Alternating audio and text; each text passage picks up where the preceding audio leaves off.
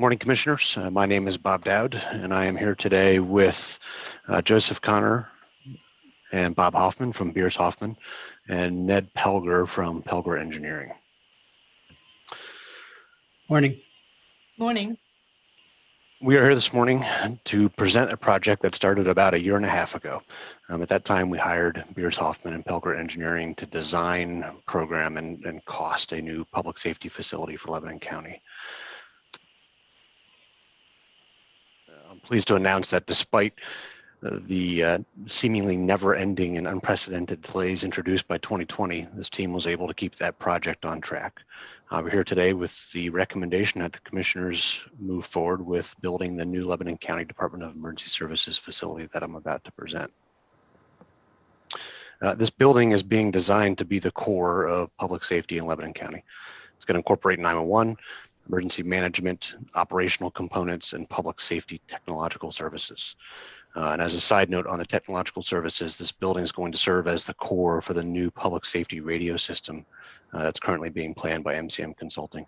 This system is going to replace our proprietary and now obsolete EDAX system with a modern P25 Phase 2 system. The radio system will be completed with lots of input from all first responder leadership in Lebanon County. It's also going to be designed to promote interoperability between the different public safety disciplines and neighboring counties. We want to make sure that we build this on a truly universal standard to allow for, not only allow for, but promote competitive radio availability and pricing. We also want to try and flatten out the cost of these radio systems and transition to a more regular upgrade model. So moving back into the building, the facility has been meticulously designed and programmed to meet the complex requirements of the public safety programs it's intended to house. Efficient layouts and the use of durable and sustainable materials will support the residents of Lebanon County for decades to come. The construction will adhere to the demanding requirements of critical infrastructure and the best practices for designing those types of building. The most vital portions of the primary structure that we're about to present are hardened and designed to remain operational even during major natural or man-made disasters or with the complete loss of public safety infrastructure. This building is intended to be operational and able to continue to provide public safety services to Lebanon County. Non-critical portions of the building are still built to a robust standard, however, a much more cost-effective construction. The majority of the building is designed to be malleable and accommodate future needs. Our goal is to not have to change the footprint of this building for decades. Much rather be able to move walls around internally and work with malleable space. We've also designed the building to accommodate co-location and future partnerships with neighboring PSAPs. The bottom line is public safety, especially 911, is very, very expensive. And what's expensive about it is the overhead that comes with it and the systems required to make it redundant and available 24 hours a day, 7 days a week without gaps. The only way we can reduce costs is by reducing overhead, and we do that by sharing with other PSAPs. So we're trying to do that. We're working on partnerships, and we're going to continue to do that, and this facility will support that. If I could just jump there, Yep. PSAP, could you go through Yes. the acronyms as you go? It's basically Yeah, I apologize. Neighboring 911 centers. Yes, PSAP is a public safety answering point, which is the technical term for a 911 center. And the reason we call them PSAPs is they do more than just answer 911 calls. It also serves as the public safety hub for all communications in Lebanon County, in any county. Right now, the intent with this building is that this will become our primary PSAP, and our existing 911 center will serve as the backup until such time that we can finalize a partnership with somebody else to try and reduce that overhead. Do I have the, yes, I think I do. I'm going to share. On that Yes, point, Commissioner. I thought that we were going to retain it as a training center. Has that changed? Training center, our existing 911 center? Yes, the old one. No, that would not be retained as a training center. It would, Okay. It's going to be our backup until we establish another relationship, though, right? correct. I did not hear that before. I heard it was going to be our backup, period. Well, it's expensive to maintain a backup. So a backup is basically another set of equipment. It's identical consoles to what we currently have, and it's all the infrastructure that has to support them. That infrastructure already exists in other facilities. So when we get to the point where the connectivity is there that we can co-locate, that reduces that overhead. So that's our goal. Okay, is everybody able to see my screen? There it Yeah. is. Okay, the image I'm sharing right now is the proposed site plan for this facility. This includes two structures. There is a primary structure that's approximately 41,600 square feet. And then there's an operations and storage building that's approximately 18,412 square feet. The buildings are positioned to best utilize the 10.5 acre lot that we recently purchased in North Cornwall Township, and positioned in such a way that it still maintains the appropriate setbacks for a building like this. The site will also include a first responders memorial that's going to be positioned right in the front of the building. And I'm going to annotate the screen just to give you an idea of where that would be. In this area, there will be a first responders memorial that faces the public parking lot.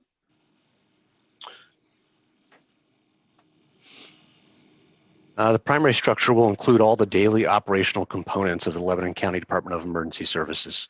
This includes a 911 center, emergency operations center. Those are the two biggest pieces that everybody thinks about when they think about this type of facility. The building will also include training spaces that are going to be available for all public safety entities in Lebanon County to use. In addition to the daily operational use of those training spaces for classes, presentations, and events, these spaces are going to serve as the primary location for Lebanon County's continuity of government, something that we're currently lacking. In the event that the county building becomes partially or completely unusable, this facility will be set up to support those operations to ensure that there is no lapse in government services to the citizens of Lebanon County. The operational building, which is the building on the back of the lot, includes all of our operational components. So that incorporates hazardous materials, special operations, mobile command resources, countywide task force assets, specialized rescue resources such as water rescue, and our other operational equipment. It's also going to be built with a small warehouse style storage section that will allow us to consolidate all of our current storage facilities to keep equipment readily available. This includes everything from pandemic supplies to light towers and generators. And just to kind of give you an idea, right now with our pandemic response, we're utilizing 5 different storage locations throughout the area just to make sure that we can house everything. This is going to address that problem. The estimated cost of this project is $36,869,690. This cost includes everything except the land and the new radio system, which is a separate project, but contingent on this building. It's worth noting that because we're a public entity, we have to pay prevailing wage on this project. That is significant. That adds about 25% to the construction cost. That 25% is included in that number I just announced, though. Because of the hard work of the design team, we're able to do this project at a significantly lower cost compared to other facilities that are of similar construction. Those range anywhere from $500 to $1,000 per square foot. This facility is estimated to be about $460 per square foot. And we're doing that through making sure that the critical portions of the building are designed so that they can survive, but we take appropriate construction outside of that area. It does not need to be built to those same standards, so we're taking advantage of the cost savings of that more efficient construction. I have a question there. Yep. Is the cost per square foot drop because we also have our storage facility and things there, and others don't? At the end of this presentation, I'm going to have Ned Pelger go over that, and he can better answer that than I can. Okay. I just also want to note that cost per square foot we're not making any sacrifices that would impact the safety of Lebanon County. And the hope is that through the competitive bidding process, we're going to be able to realize some additional cost savings as well. That is the overview of the building. I am going to share a rendering.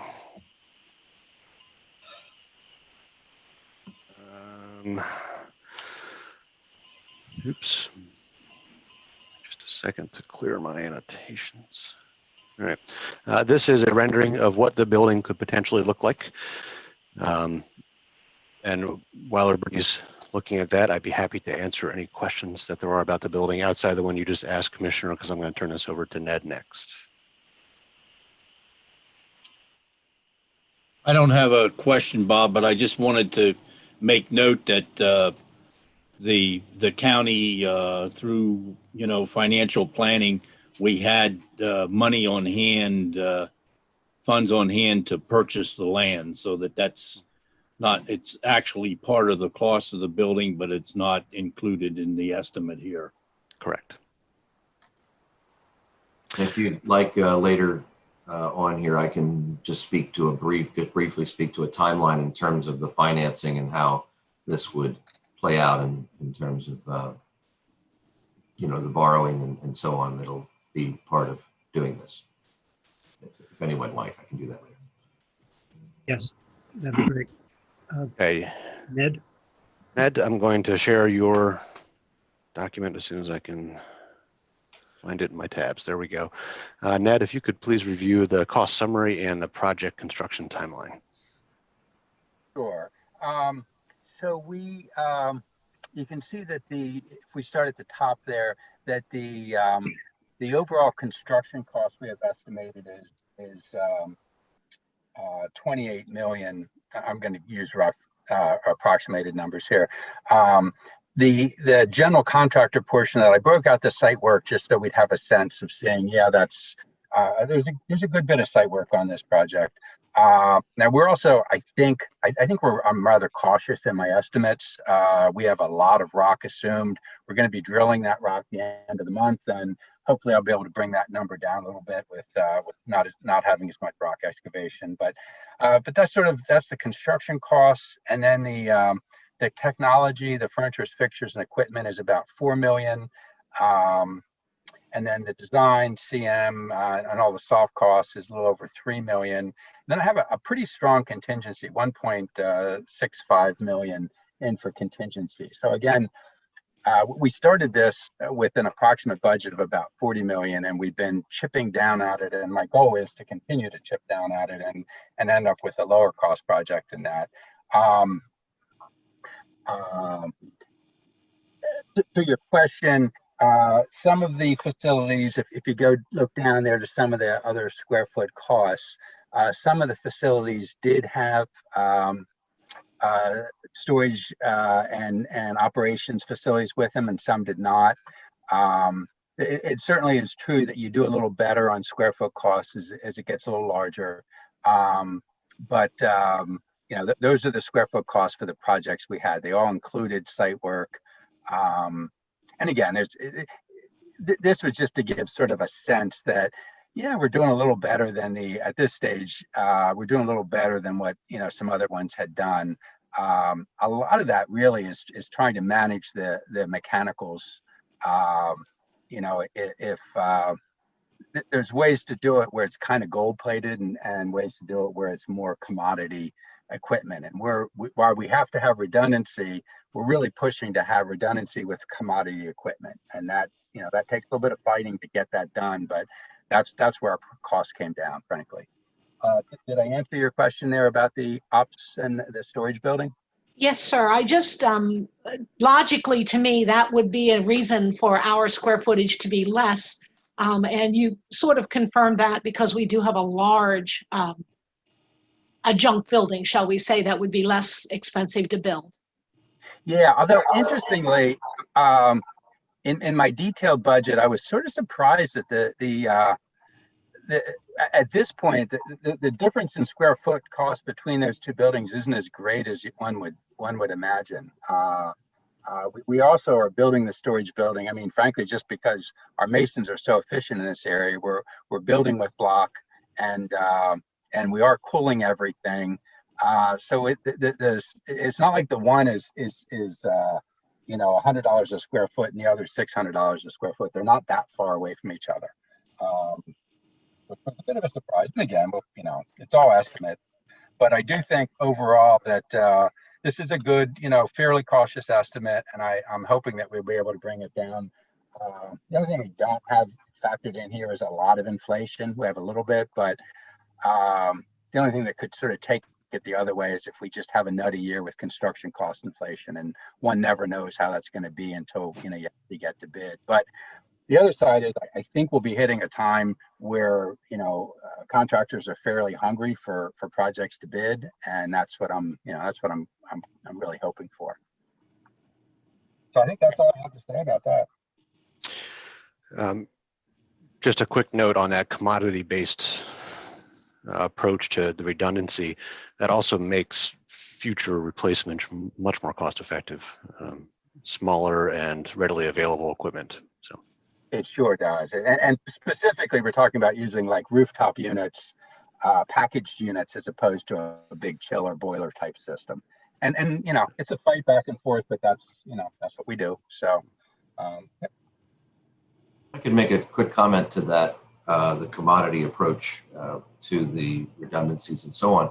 We visited quite a number of these facilities. Cumberland and York are the closest, and probably are the closest also to what is being designed here. But we saw a variety of different redundancies in place in some of those. Cumberland County, for example, they have you have commercial power, then you have backup power, but you also need bridge power in between that, where the power goes down, the generators are cranking to fire, but in between there's a period of 30 seconds or less where you still can't afford to be down. So a battery bank is the most common. But Cumberland County had a very innovative device, I guess you might call it, that seemed really cool and seemed really cutting edge, but sometimes those aren't the best solutions, because this isn't the kind of facility where you want to be trying things out or be the first one to use it kind of thing. And so I think that what the approach that's been used here is known commodity, again, known backups, known HVAC systems, things, and again, as Bob just mentioned, replacement, maintenance, and so on. I don't want to go so far as to say these are off the shelf, but they're common, and I think that's a really good approach. And frankly, it's very reflective of the demographic and the geographic area we're in here, is to be practical. Yeah. So. And if I can add to that,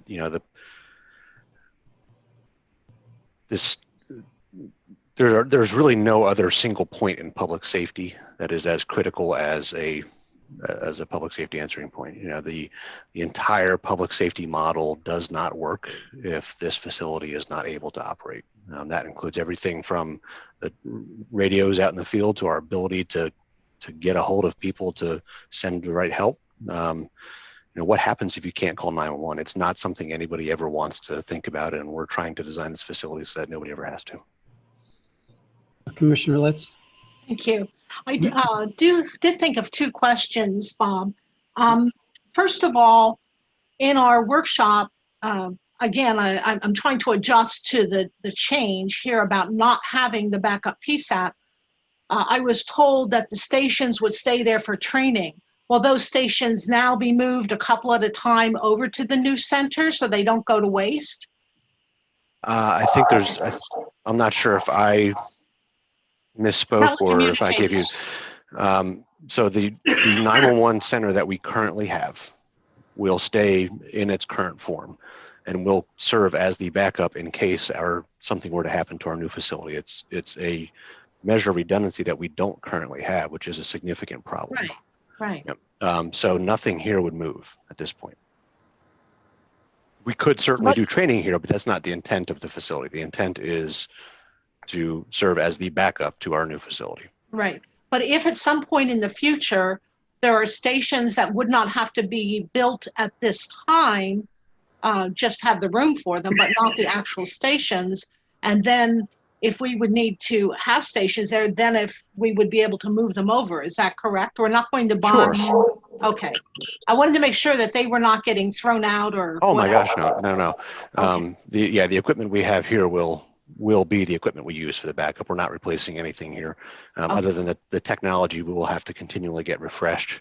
But things like the actual stations, because they're not used on a daily basis, as you upgrade the primary, you bring the older stuff here and upgrade the second. That's Okay, the great. flow of the equipment. I wanted to make sure that we were all on the same page, or at least I was on the same page as everybody else. And then my second question that I was thinking about, Ned, last time I asked if there was any efficiency in adding porous pavement, either sidewalk or macadam, and reducing the size of the stormwater drain. Is that something that you were able to look at? Yeah, because of the porous paving cost is about the same as regular paving. So that, that's an interesting idea. It didn't used to be that way. But what's substantially more is the cost of adding usually between a foot and sometimes 3 or 4 feet of stone underneath the porous paving to act as the storage medium, storage area. So, I mean, we will still be looking at it. So the design isn't finished yet. So we will still be analyzing that once we get our rock boring and our geotechnical testing. But the reason why I don't think it's likely that it'll happen is that the site lays perfectly for a stormwater detention in an area that we wouldn't be able to use for anything else. I know we're going to have to use that for something called best management practices for infiltration. So we're going to sort of be building that thing anyway. And if we just build it a little bit bigger, it'll get rid of all that stone under the pavement. So I'm pretty sure we won't end up with porous paving, but I will certainly be looking at it. I like porous paving. Yeah, I do too. Use it. Yeah. Well, I Yeah. appreciate that you are still and- looking at it. It just, I thought it was worth exploring at least. Thank you. And I just wanted to what. Yeah, we speak to what Ned definitely was will saying. be. Yeah, so that's the area where we're proposing the basin. But at the end of January, we'll actually have the testing done. We'll see, okay, what level of infiltration can we do? Because that's with the Chesapeake, that's something we should do. But yes, we will be looking at it. Thank you.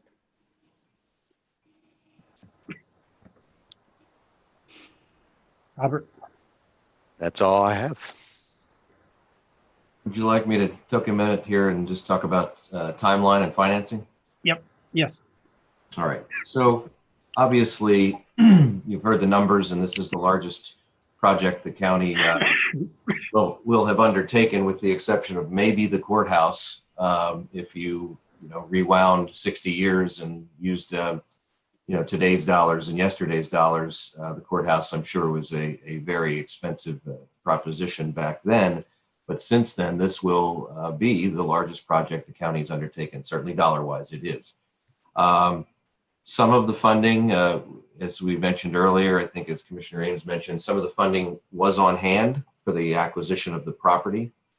So that has been, or it will be taken care of. The agreement on the property's been executed. The down money's been paid. So we will settle on that here in the next couple of months. The rest of the funds will come from borrowing. As those who pay close attention will recall, the county has been able to secure a very good rating with Standard & Poor's over the last 5 years, working toward that. So that means we are set up for good interest rates in the market, in the bond market.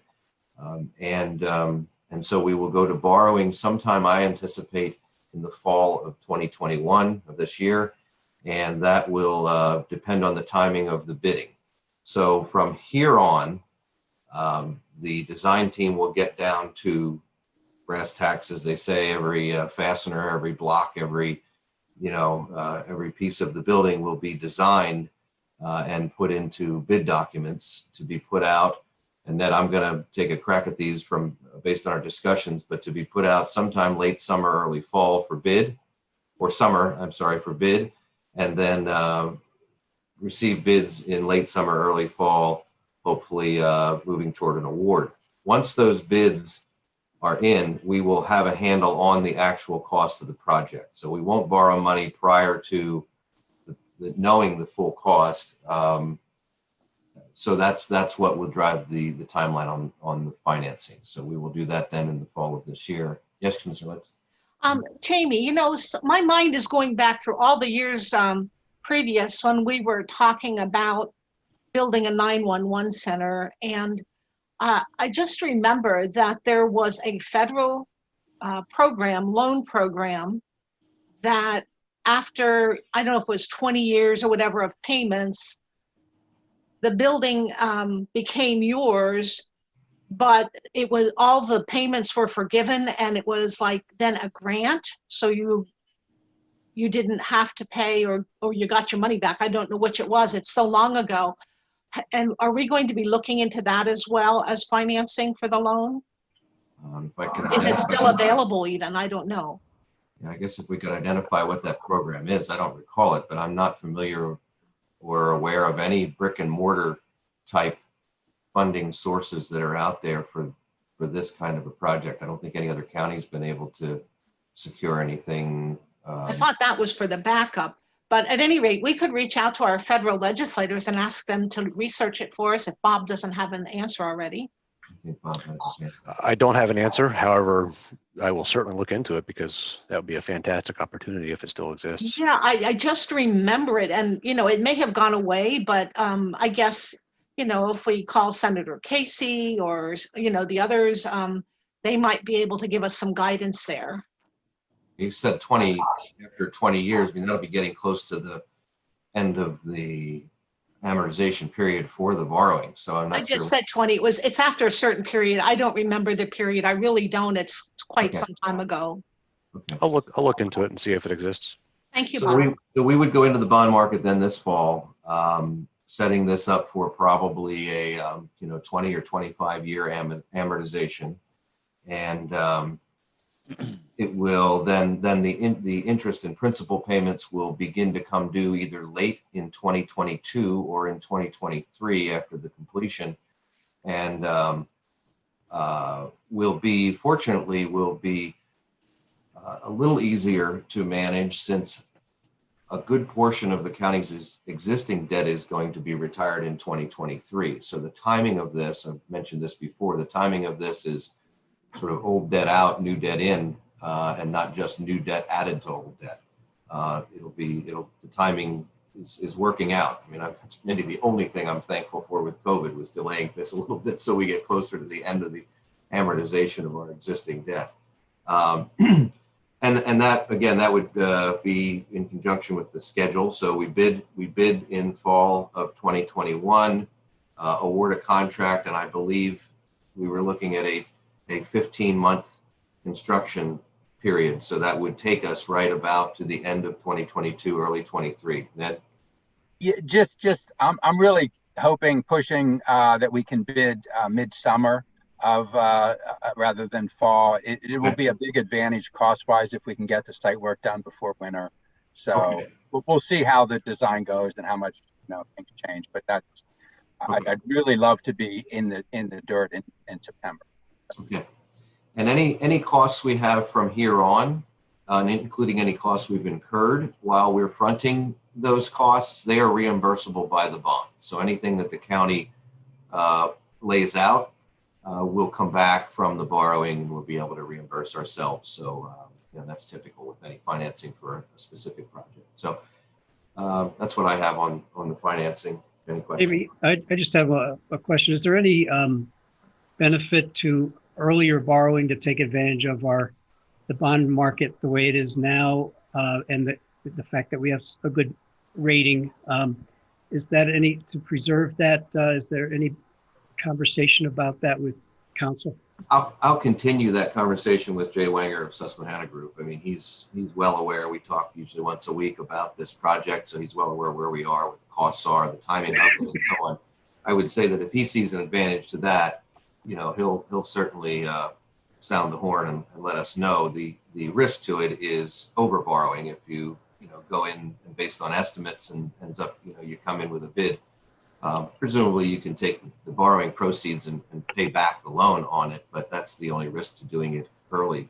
So it's a balancing act. I will keep on conversing with Jay about that. Okay. And Jamie, you talked about using cash on hand now and then reimbursing from the bond issue. I assume we're using the reserve fund that we've established to do that. That's a question I'll have for you, if you want to use capital and be reimbursed, or if you want to use reserve and be reimbursed. I mean, the reserve is something that to date you've used to borrow or to loan to yourselves during the beginning, to the county, to the beginning of the year when the taxes aren't in yet, and then pay it back as soon as they come in. So you could do the same thing if you'd like, use it as just a temporary bridge loan and pay it back from proceeds. It could be Is either. one account interest bearing and the other not? No, they both are. They both are, okay. Same rates, I guess, huh? I'd have to double check the depository, but I suspect they are, yeah. Okay, thank you, Jamie. Mhm. Any other comment or discussion regarding, or for any of the panelists that we have? This is a huge project. Bob Dowd is as nervous as I've seen him right now. But I have a lot of faith in everybody who's involved, particularly the DES department. He's involved his whole department. This is a really, really big step, but a really, really necessary step for those who know the inside baseball of our 911 center and so on. It's overdue, and FEMA has been telling us that for a long time. We all have a little bit of a nervousness over the backup situation or lack of, and this is really needed, and but it's really expensive. And as Bob already pointed out, this is critical infrastructure to the county. This is theoretically the last building that should remain standing in Lebanon County, in a disaster. Or standing, not literally, but up and running. Well, I'm very thankful for the presentation, and as I've said before, this number is a big one, but it's also in relationship to other projects. Yesterday, they announced at North Lebanon School District an elementary school for $40 million, which services maybe 1,500 students. And here we're looking at serving our entire county for decades. So you have to, keep those things in perspective. I know it's a shock when you see a number like that, but what this is going to serve in terms of public safety is really going to be hard to beat. So I appreciate the diligence you guys put into coming up with that number and working so hard to do the best you can without compromising on safety. I'm very thrilled that we're moving towards a more safe overall public service center as well. It's long overdue, as you said, Jamie, and I'm just so grateful it's happening. Okay. If nothing else, Jamie, is there something else you wanted to add? Nothing to add. You just have a raised hand in the audience. Oh, all right. Do you want to bring Laura in?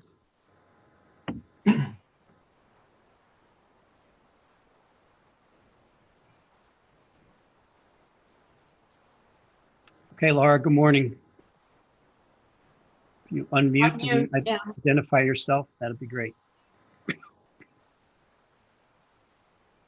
Okay, sorry about that. I lost the screen momentarily. Good morning, commissioners and everyone. Happy New Year. I am curious to know, this is Laura LeBeau, WLBR Radio. The 36.8 million on the building, and as you were talking about the infrastructure of the building, the manner in which it's going to be constructed and everything, at what point will this new radio system be integrated? Will you build the physical plant of the building first and then integrate the radio system in, or do they sort of run hand in hand? The radio system is it's a several year build out, and there is a core of the radio system. So that core will have to be in the new building. We don't have any space for it here. There's nowhere to build it in our current facility.